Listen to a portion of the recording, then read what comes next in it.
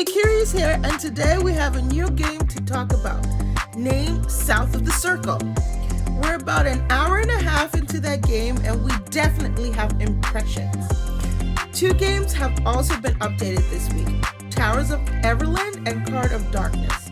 We're not huge card games fan, but we do know for certain that Towers of Everland is a really cool game. So with all that said, let's talk about the new game and what the new updates bring.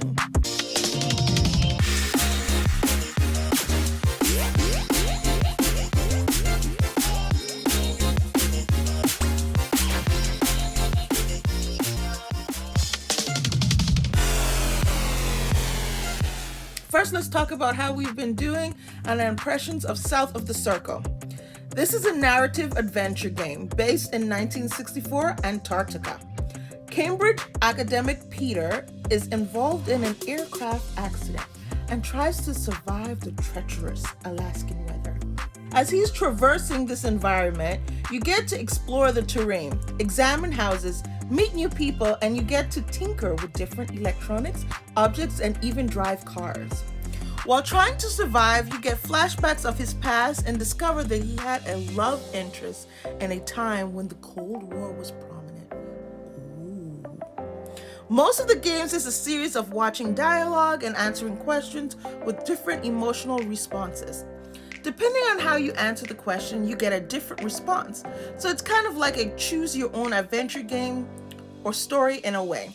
But then in between that, you have times where you go back to the present and interact with the environment by walking around in snow and trying to find help. The story is really good so far. The voice acting is nothing short of spectacular. The graphics are simple but have a certain charm to them, and the music is really nicely made. It all creates a really cool environment to experience. We highly recommend that you give this game a try, and we'll give you guys our final impression next week. Alright, with that out of the way, let's talk about the updates and what's new things those have brought to these games. Firstly, Tower of Everland is an action RPG that relies on a grid-like movement system. The game is super fun. You get to fight against different monsters, upgrade your weapons, clothing, shields, powers, explore different castles, and defeat cool bosses. The 2.0 update adds new towers to discover, enemies to battle, and powers to unlock. You can also now increase your strength beyond max level, and you can further your stats. Lastly, you get a new jungle theme, new monsters to defeat, new mythical gear, and new weapons. And finally, Card of Darkness. This is a nicely illustrated card game with gameplay that is reminiscent of an RPG-like turn-based battle experience with cards. If you're into card games and turn-based RPGs, you'll really enjoy this one.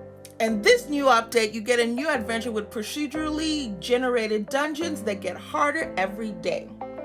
In this brand new adventure, you'll encounter 5 brand new enemies and have access to a new Curse Blade, Bravery Potion, and Greed Chest. Lastly, you can acquire the ability to use 3 new Chaos spells. Alright guys, thanks for watching. Let me know your thoughts on this week's new game and updates. Let us know what you're playing in the comments below, because we really want to know. We love talking to you guys. You can also talk to us even more in our Discord server. Info will be in the video description. Remember to like, subscribe for more videos like these. Lastly, check out our Twitter account for gameplay of the latest releases. But most importantly, remember to always stay one up